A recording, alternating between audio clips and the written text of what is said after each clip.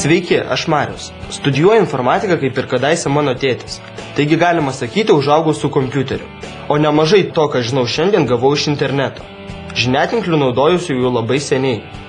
Tačiau pastaruoju metu pastebėjau, kad internetas sparčiai keičiasi. Anksčiau buvęs vien informacinis tinklas, dabar internetas tampa vis patogesnis įrankis, kurį kiekvienas gali pritaikyti savo. Tai išskirtinė erdvė, kurioje galima dirbti, skelbti apie save bei sužinoti apie kitus. Be to, gali pats ją kurti.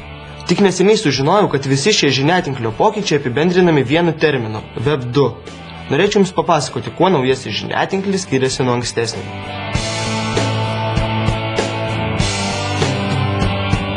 Senajame žiniatinklyje Web 1 beveik kiekvienas galėdavome gauti tik pateiktą informaciją, o ją, tai yra svetaines, kurti galėjo tik specialistai išmanantys specifinę programavimo kalbą.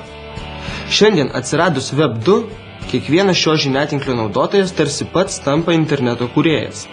Internete jis gali pristatyti save, savo kūrybą, gauti, saugoti, skleisti informaciją ar dirbti su ją, reikšti nuomonę ir dalytis patirtimi.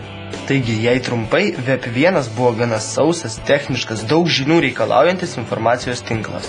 O Web 2 yra techniškai daug paprastesnis, tačiau suteikia gerokai daugiau laisvės kuriant ir išreiškiant save. Trumpai pristatysiu Jums reikšmingiausias Web 2 ypatybes.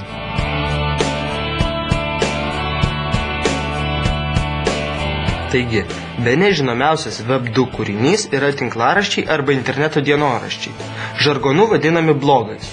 Tai lyg asmeninės svetainės, kurias gali susikurti bet kuris, nes tai tapo itin paprasta, o be to nieko nekainuoja. Taip galima labai efektyviai pristatyti save, savo veiklą, pomėgius ir sužinoti be galo daug apie kitus. Parodysiu Jums, kuo Web 2 tinklaraščiai skiriasi nuo Web 1 asmeninių svetainių. Štai taip atrodo įprasta asmeninė Web 1 svetainė. Lankytojas joje negali nieko keisti, tik peržiūrėti pateiktą informaciją. Jei Jums patinka šis atlikėjas, vieną kartą bus įdomu perskaityti čia esančią informaciją. Svetainė sukurta mano minėta specifinė programavimo kalba. Tai užtruko tikrai ilgai ir kainavo nemažai.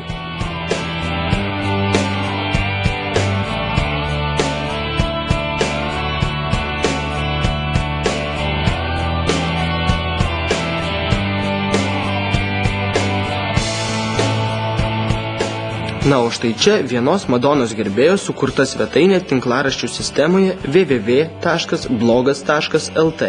Šią svetainę gerbėjas sukūrė visiškai nemokamai ir greičiau nei per valandą. Be to, neabejoju, kad Jums pasirodys įdomesnė, nes čia galima komentuoti įkeltas nuotraukas, skaityti gerbėjos pateiktas pikantiškas smulkmenas apie atlikėją, siūlyti savų idėjų, kaip padaryti svetainę dar įdomesnę ir taip toliau. Taigi čia vis norėsis grįžti ir pažiūrėti, ką naujo sukūrė pati autorė ir svetainės lankytojai. Na, tikiuosi supratote, kuo įdomu šiuolaikiniai tinklaraščiai. Daugiau apie juos galite sužinoti pažiūrėję mokamąjį filmuką, kurio nuorodą matote pačioje. O dabar papasakosiu apie dar vieną svarbią Web 2 naujovę.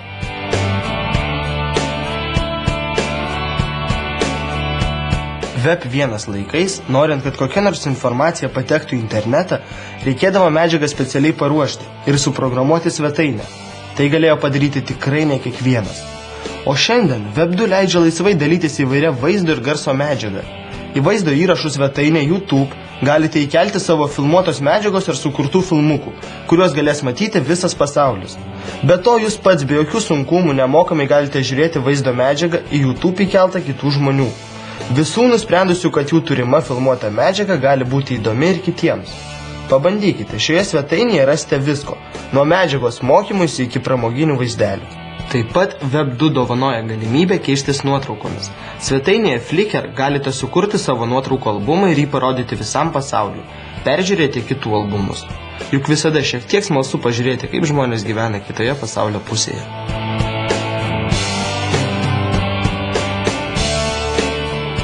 Dar vienas būdas rasti reikiamos informacijos naudojant Web 2 yra vadinamosios wiki sistemos. Jų turinį taip pat kuria vartotojai.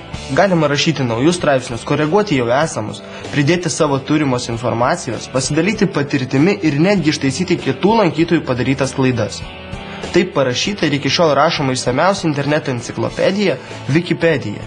Keletas žmonių tiesiog sukūrė sistemą, leidžiančią skelbti ir papildyti informaciją, o visą medžiagą surašė lankytojai. Pavyzdžiui, vienas parašė, kas yra elektros lemputė, kitas sukūrė straipsnį apie jos išradėją Tomą Edisoną, o trečias kitame straipsnėje aprašė visus Edisono išradimus ir taip toliau. Šiandien ši enciklopedija gali atsakyti beveik į visus klausimus. Ji nuolat didėja, nes žmonės nori žinoti vis daugiau. Taigi, naudokitės Web 2 internetu. Pasiimkite geriausią, ką jis jums siūlo ir pritaikykite jį savo. Mokykitės, dirbkite ar pramogaukite, o kartu parodykite pasauliui save.